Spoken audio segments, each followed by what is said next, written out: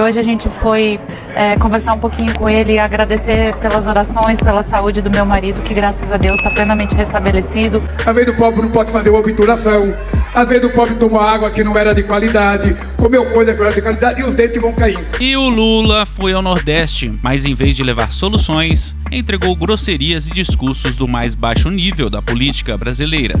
Isso enquanto o Brasil afunda em crise, o povo sente no bolso e até petistas já perceberam a reeleição do Lula está longe de acontecer. Uma nova pesquisa confirma a popularidade do presidente está despencando. E sabe o que é pior? Nem os próprios governantes do PT querem que ele tente um segundo mandato consecutivo. Enquanto ele vive em uma bolha, os especialistas alertam: a economia brasileira está à beira do colapso. Desemprego, inflação e insegurança tomam conta do país. Será que ainda há algo para defender nessa gestão desastrosa? O Brasil merece mais. Fique aqui até o final e descubra o porquê Lula está desesperado. Gente, e a pessoa aqui perto do dente, ela não pode comer carne boa, não pode mastigar uma castanha, não pode... Sabe, a pessoa fica e não pode nem sorrir, nem sorrir. Como você é uma senhora de 50 anos, você já não tem vergonha, você abre a boca, fala, não tem vergonha. Mas não é correto, não é correto. Então deixa eu falar aqui para o governador. Nós temos, querida primeira-dama, eu quando criei o programa Brasil Sorridente, o programa Brasil Sorridente foi para atender as pessoas mais pobres desse país, que não podem ir no dentista. Então, aqui no Amapá tem o Brasil Sorridente. A senhora vai acertar com a primeira-dama, a senhora vai no Brasil Sorridente, a senhora vai tratar o seu dente, vai tirar o bode, vai colocar uma prótese de qualidade para a senhora ficar mais bonita, poder sorrir e comer o que você quiser. Isso vale para todas as pessoas que estão aqui que tem um problema de dente, ou seja, às vezes o pobre não pode pagar um dentista, às vezes o pobre não pode fazer uma obturação, às vezes o pobre tomou água que não era de qualidade, comeu coisa que não era de qualidade e os dentes vão caindo. Então eu queria aqui, na frente de todo mundo, falar com o meu querido governador. Governador, faça uma campanha para todo mundo que tiver problema dentário, procurar um dentista. Procurar, porque aí a pessoa... Eu não vou enfeitar, eu não vou tirar pobre da rua, eu não vou fazer o que não é possível fazer. Eu quero que eles vejam a nossa Belém do jeito que ela é. Se não tiver hotel 5 estrelas, durma no de 4. Se não tiver de 4, durma no de 3. Se não tiver de 3, durma na estrela do céu do mundo, olhando para o céu, que vai ter maravilha. E vamos a este novo levantamento divulgado hoje pelo Instituto IPEC, que mostra que aumentou o número de brasileiros que acham que o presidente Lula não deveria tentar a reeleição em 2026.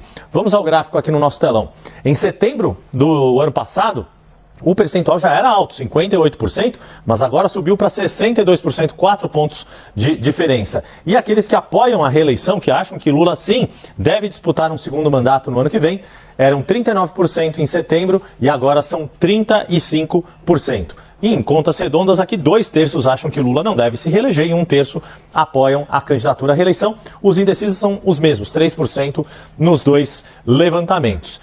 É uma coisa, né? A não ser quando é algo que foge muito, que tem uma repercussão muito grande. O PIX teve um pouco disso, acho que é um elemento, talvez, a variável com um peso maior.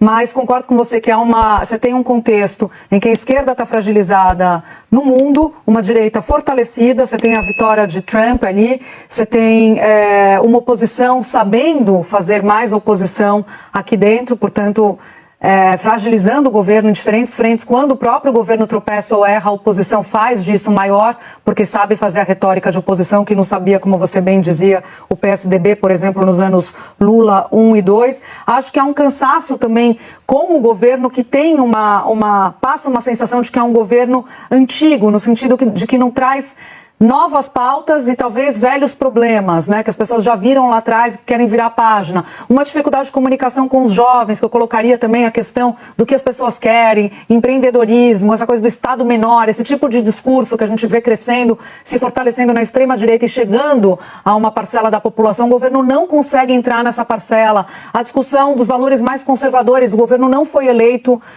para implementar uma pauta de esquerda, foi eleito com uma aliança com o centro, outro, mas tem aí setores que cobram pela implementação dessa pauta, então o governo vive uma espécie de esquizofrenia nisso, e isso acaba sendo sentido por setores da população. Coloquei aí uma série de elementos que para mim ajudam a compor o que a gente está vivendo hoje. Se ela pediu orações e bênçãos ao povo brasileiro, vamos dar uma olhada no que ela pediu.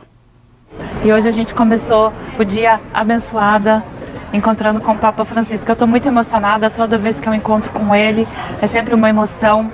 E hoje a gente foi conversar um pouquinho com ele e agradecer pelas orações, pela saúde do meu marido, que graças a Deus está plenamente restabelecido. O Papa perguntou muito sobre isso. Conversei com ele sobre a Aliança Global contra a Fome e a Pobreza. Eu falei um pouco do meu trabalho com as mulheres e as meninas na questão da pobreza, de como a fome e a pobreza impactam a vida das mulheres e das meninas pelo mundo todo. Essa viagem foi a primeira da Janja oficialmente reconhecida como representante do governo. Então está lá registrado. Alô, oposição, aproveita o registro, que dessa vez foi feito. Vale o que está escrito. Agora, foi impressionante esse sincretismo político da primeira-dama brasileira. Quando convém, ela reforça a religião dela, a umbandista. Mas, dessa vez, foi interessante posar de católica ao lado do Papa Francisco. Então, é muita demagogia quando se aproveita da religião para fazer politicagem. Mas o que se esperar de diferente dessa turma que hoje ocupa o poder no Brasil? Olha, essa vinda do Pedro Vaca para cá foi acertado antes das eleições dos Estados Unidos. E jamais quem organizou e convidou essa vinda para cá podia imaginar que o Trump fosse eleito. Bem, aconteceu, vieram para cá. Obviamente, a gente colhe informações. Quem é o Pedro Vaca? Aí chegou muita coisa aqui, como ele sendo uma pessoa realmente de esquerda. Mas a gente sabe que depende dos Estados Unidos. Eles não podem fazer um relatório aqui passando pano para a questão da ditadura que estão vivendo aqui no Brasil. Ele esteve aqui, obviamente, primeiro foi lá no Supremo Tribunal Federal, esteve lá com dois ministros, o presidente e o Alexandre de Moraes, esteve também conversando com gente do governo federal, mas esteve também com parlamentares que defendem aqui a liberdade de expressão no Brasil. Esteve com excelentes advogados, muitos voluntários que defendem os presos políticos. E no último dia, na reta final, aqui em Brasília, estiveram por uns 40 minutos comigo. A imprensa ficou sabendo só no dia seguinte. Eu mais ouvi do que falei pouco, tá? Mas o meu advogado, uma pessoa extremamente competente, que mais do que advogado passou a ser um amigo meu, conduziu muito bem esse diálogo com o Pedro Vaca e mais seus 3 ou 4 assessores. E o Pedro Vaca falou aqui pelo Brasil, que está muito preocupado com a falta de liberdade de expressão aqui no Brasil. Então a gente espera que o relatório dele, daqui 30, 40 dias, não demore muito, saia, porque uma vez saindo vai ter um impacto aqui, no meu entender, positivo para o Brasil. É o que nós queremos. Aqui, por exemplo, eu trabalho aqui pela anistia do pessoal do Rio de Janeiro. A gente não pode esperar, quem sabe, um presidente se eleja de direita, se eleja em 26 e em 27 para ele assinar o decreto aí o decreto de anistia, né?